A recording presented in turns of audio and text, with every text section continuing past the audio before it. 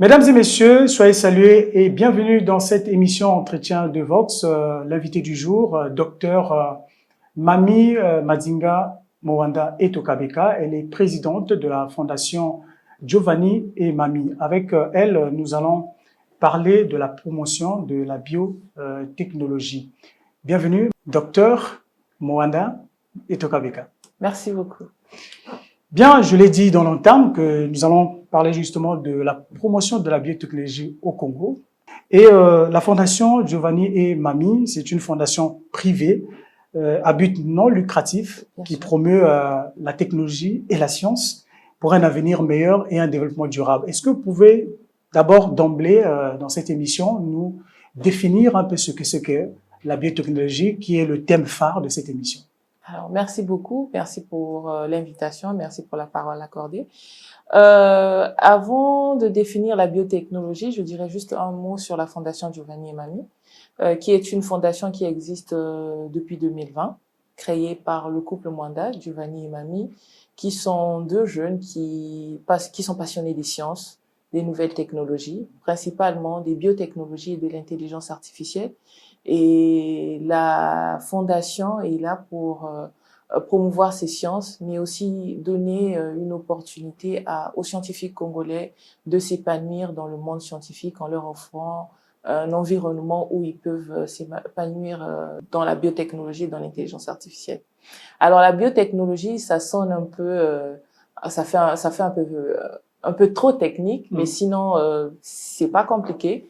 C'est toute technologie ajoutée à la biologie. Ça peut être les mathématiques. Le plus simplement possible. Oui. Technologie ajoutée à la biologie. Voilà. Donc, ça peut être les mathématiques, ça peut être les sciences physiques, ça peut être le numérique, l'intelligence artificielle, la chimie. Et juste un exemple simple de la biotechnologie, c'est la fabrication du yaourt. Donc, on a une technologie à laquelle on ajoute à la biologie pour améliorer un produit qui existe ou bien pour créer un nouveau produit. Le yaourt, on avait du lait qui devient yaourt, du jus, on avait un jus de fruits qui devient alcoolisé, de la bière ou bien du vin, c'est de la biotechnologie. Et quel avantage ça vous apporte lorsque vous associez l'intelligence artificielle? C'est vrai qu'on en parle, c'est l'actualité. L'intelligence artificielle apporte quoi dans tout ce que vous faites comme biotechnologie? L'intelligence artificielle apporte beaucoup parce que avec l'intelligence artificielle, on a la facilité de faire ce qu'un être humain ferait en plusieurs années. On a la facilité de faire ça très rapidement. Ça nous permet de très vite gérer les données, très vite analyser des données, très vite avoir les résultats qui manuellement nous auraient pris des années. Et donc du coup, je pense que l'intelligence artificielle rajoute un plus à la biotechnologie. C'est un peu la rapidité dans... La rapidité, mais aussi l'efficacité.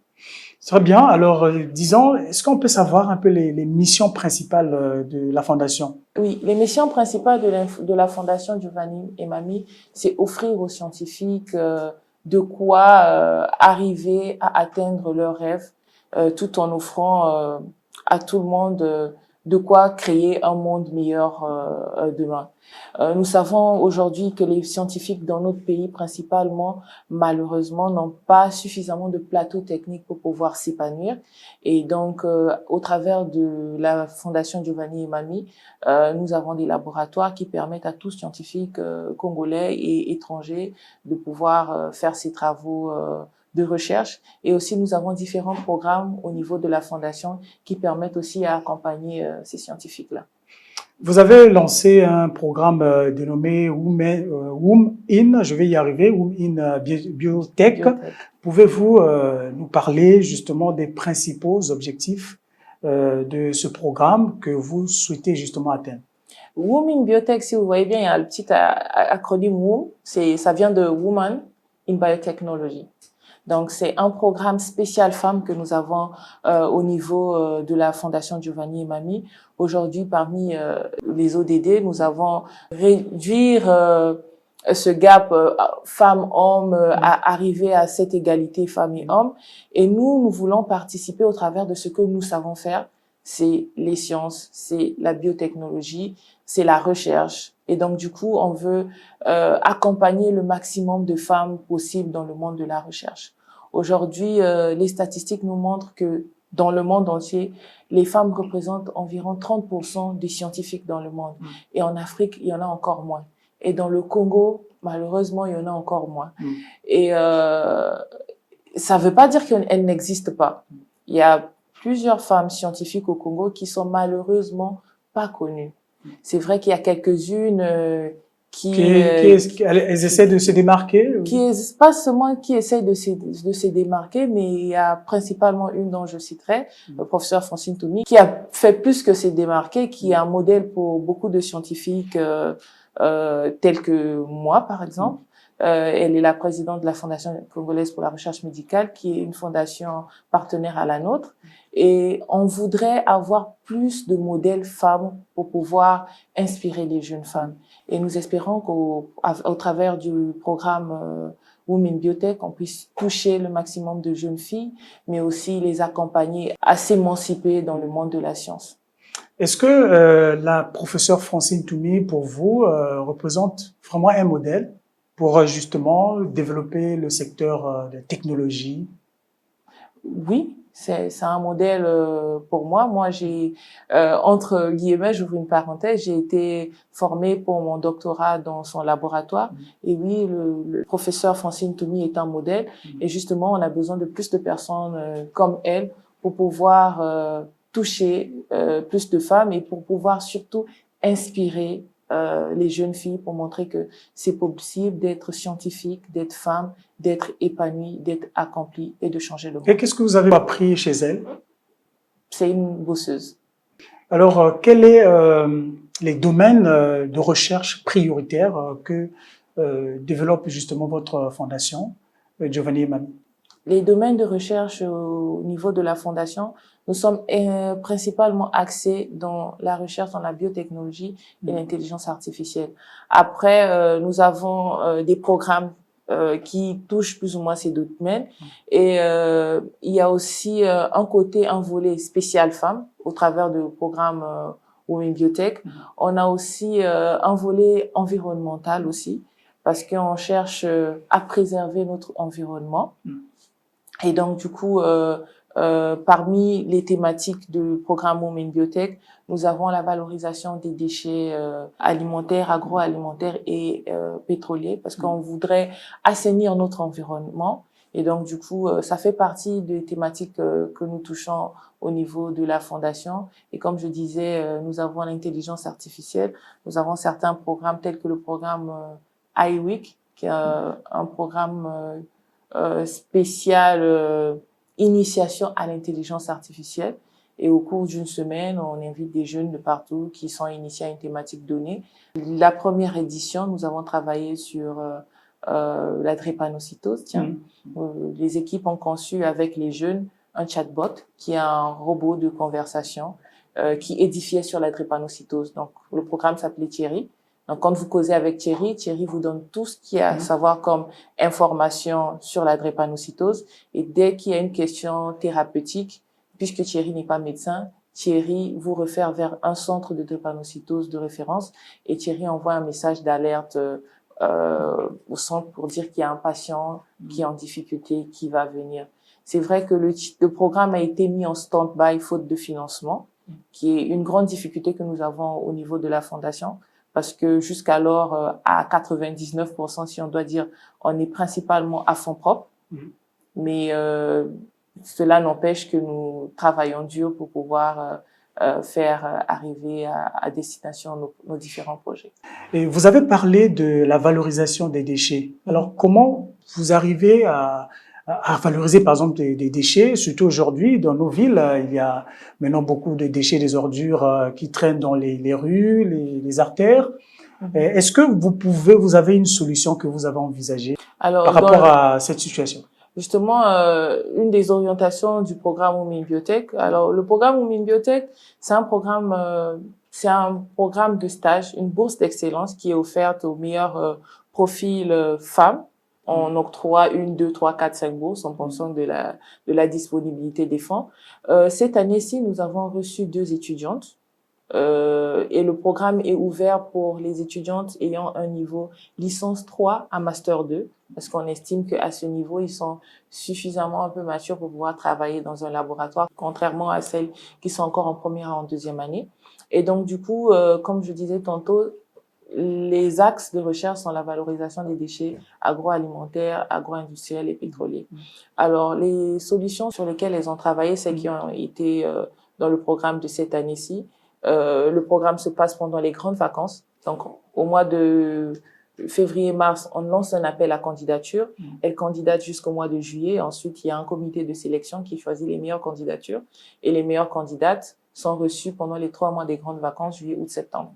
Et donc, du coup, celle-là, il y a une qui a travaillé sur la conception d'un plastique biodégradable à partir des déchets végétaux, tels que le manioc.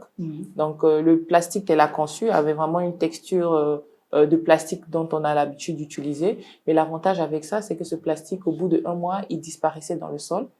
Et les tests ont montré qu'il se dégradait et ne polluait pas le sol, dans le sens où elles ont essayé de faire du planting après, et les plantes ont poussé normalement comme si le sol n'avait pas été affecté.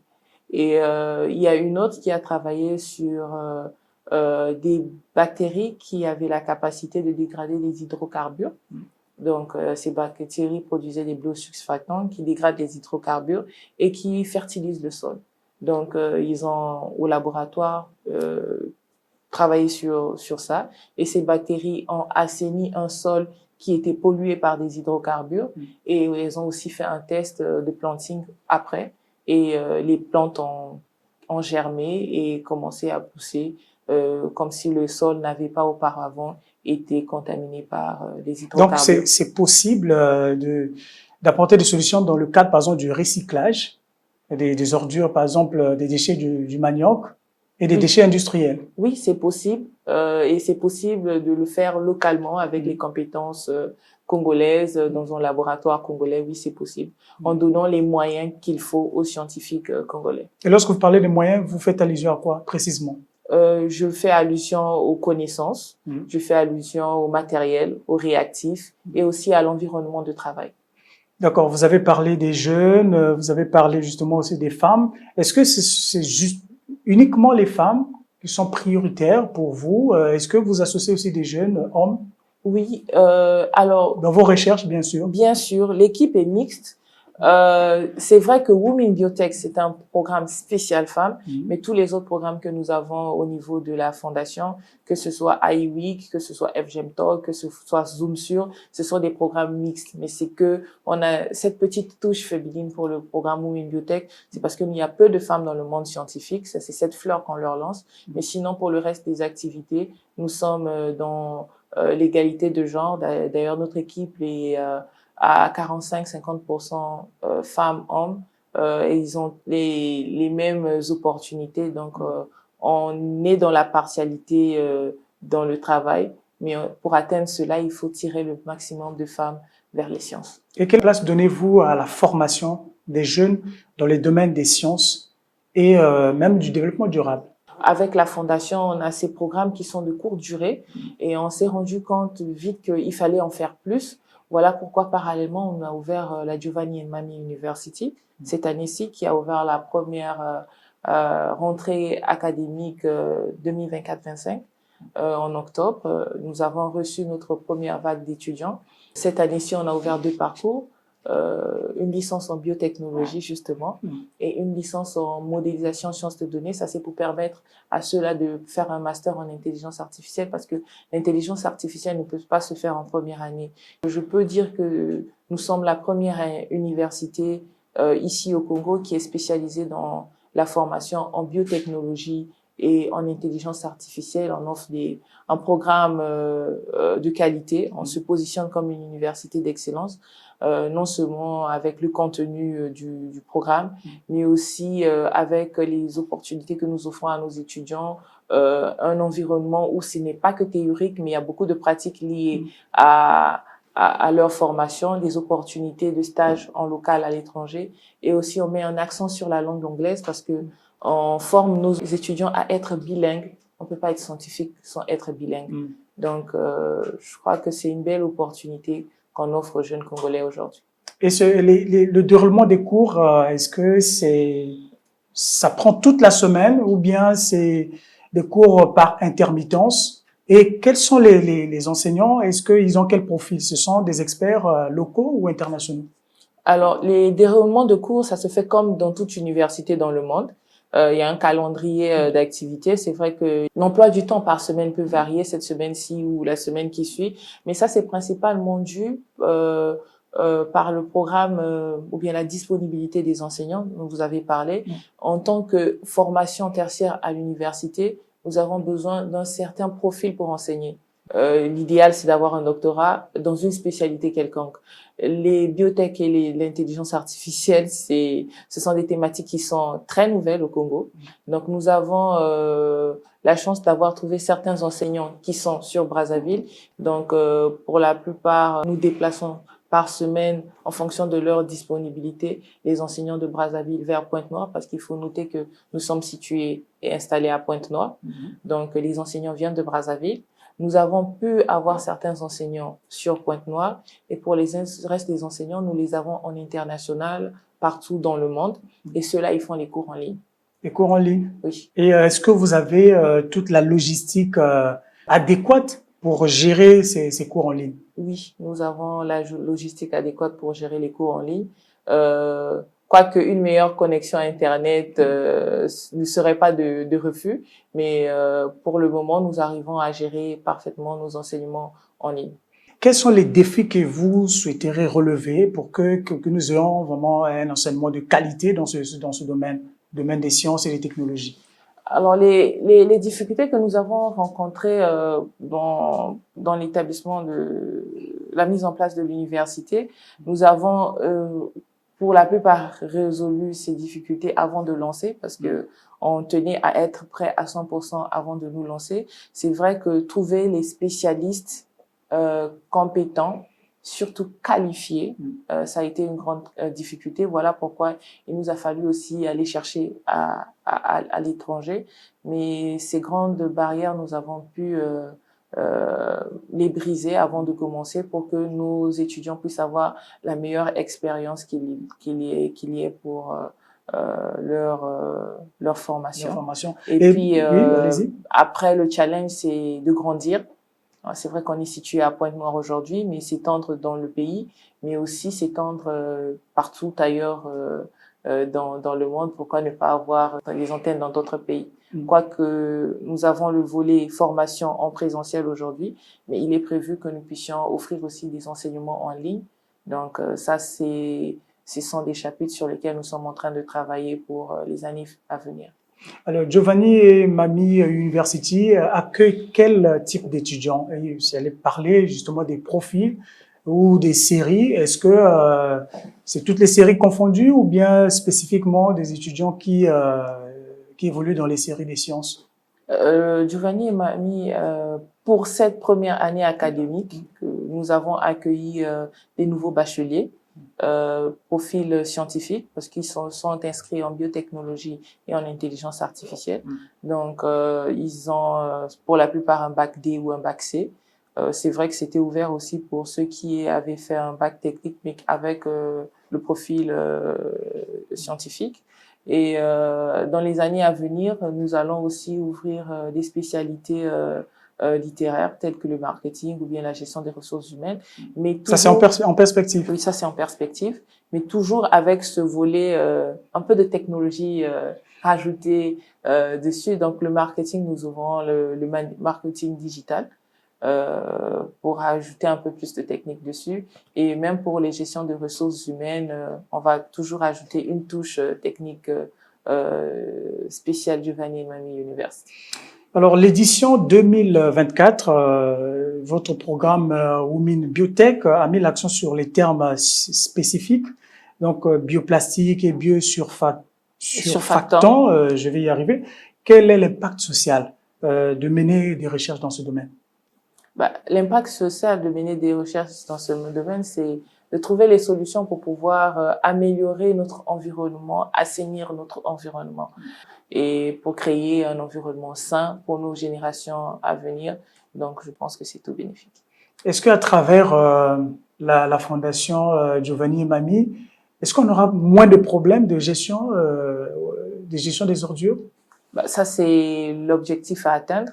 Donc, c'est pas en une édition de Women Biotech qu'on va résoudre tous les problèmes, mais on espère que très vite, on pourra trouver une solution qui pourra servir au monde entier. Par exemple, quoi? En faisant quoi? Par exemple, le prototype de bioplastique qu'on a créé, c'est vrai que c'est encore à l'étape essai, mais si on arrive à mieux l'étudier, pour arriver à un produit final qui pourrait éventuellement remplacer le plastique polluant, mais ça sera déjà une avancée pour la science. On a effleuré un peu l'aspect financement. C'est vrai que c'est une fondation. Jusque-là, vous développez vos activités avec sous fonds propres.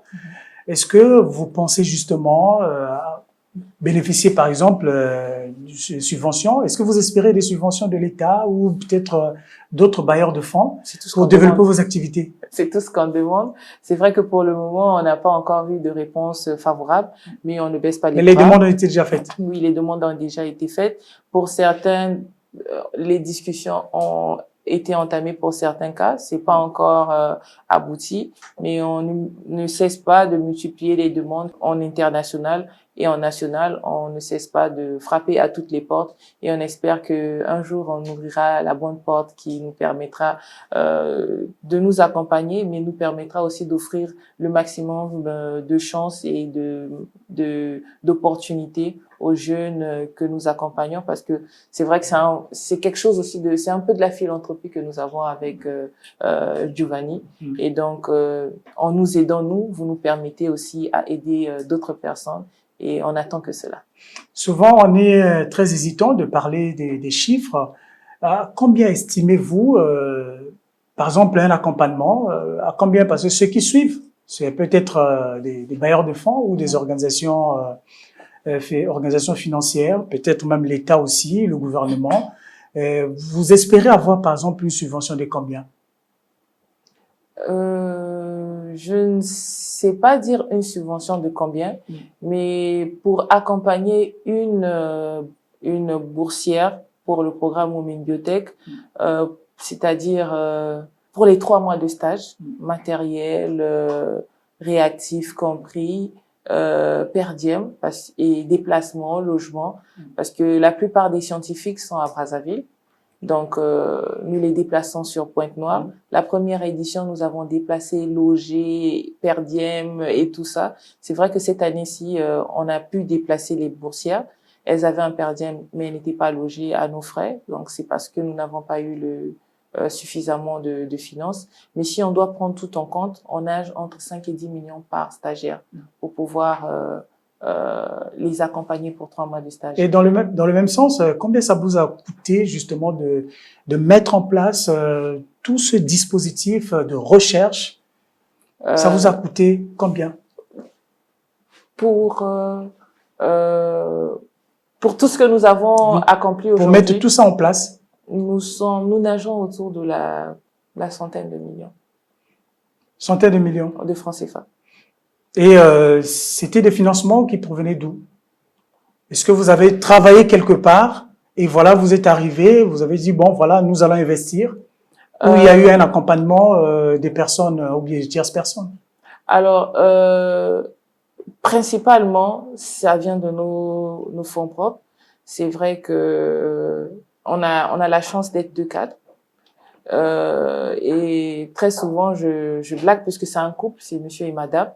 Je blague en disant que les enfants à la maison, ils n'ont plus de Yoplait, ils n'ont plus de Danone. Je dis ça pour rire, mais c'est un peu la réalité que nous traversons. C'est que tout ce que nous gagnons, à 90%, nous investissons dans ce projet. C'est parce que nous avons foi en ce projet. Et on sait que ça va payer un jour. On a eu 1 ou 2 financements ça et là, mais à 90-99%, c'est tout nos entrées qui sont réinvesti dans ce projet et on n'a pas de choix que de réussir. Alors, docteur Mamie Tokabeka Mwanda, elle est jeune, elle enseigne à l'université Maringouabi. Comment vous vivez cette expérience? C'est pas facile. C'est pas facile parce que, encore en blaguant, je dis, je vis à Pointe-Noire, je travaille à Brazza. C'est difficile parce que je dois être présente pendant l'année académique ici sur Brazzaville pour assurer mes enseignements et gérer et la recherche et l'enseignement et le foyer et les enfants et les projets annexes entre deux villes, ce n'est pas facile. Et justement, nous voudrions bien savoir comment vous gérez toutes ces facettes. Vous êtes enseignante à l'université Maringouabi, vous êtes présidente d'une fondation et vous êtes à la tête aussi de l'université Giovanni Mamie University. Comment vous gérez tout ça? Une femme, est-ce que vous avez pas de problème à pouvoir consacrer quand même un peu beaucoup plus de temps pour votre époux? J'ai la chance d'avoir un époux qui m'accompagne dans ces projets. Et donc, si je dois dire, je vis entre deux avions, entre Brazza et Pointe-Noire. Et j'ai mon époux qui est là pour m'épauler, pour pouvoir atteindre tous ces objectifs. Et une partie de ma recherche est faite au niveau de la Giovanni Mamie University. Ça me permet d'avancer avec mon volet recherche de l'université Maringouabi. Et mes enseignements sont assurés pendant l'année scolaire. Et quand il y a les congés, j'essaye de profiter au max avec ma famille. Et puis, on essaye de trouver l'équilibre qu'il faut pour ne pas que ça pèse plus à l'un ou à l'autre, mais on arrive à trouver notre parfait équilibre. Ça demande beaucoup de sacrifices en tant que physique, que financier, mais on arrive à trouver notre équilibre. Un conseil pour boucler complètement cette émission aux jeunes filles qui vous suivent et qui rêvent de devenir comme vous? Aux jeunes filles qui me suivent, je leur demande de travailler dur parce que ce n'est qu'au bout de l'effort qu'on peut avoir le réconfort, si on doit dire comme ça, mais aussi qu'elles arrêtent de se mettre des barrières, ça ne sert à rien. Mais après, il y a beaucoup de conseils qu'on peut donner aux jeunes femmes, mais je leur demande de rêver gros parce que plus gros on rêve, mieux on a la chance de pouvoir accomplir quelque chose. Merci, docteur Mamie Madinga Mwanda Tokabeka. Merci de votre disponibilité et surtout de toutes les réponses que vous avez apportées pour éveiller les jeunes filles qui rêvent justement de faire carrière en sciences. Mesdames et messieurs, vous avez compris que nous sommes arrivés au terme de cette émission. Prenez bien soin de vous. Au revoir. Merci.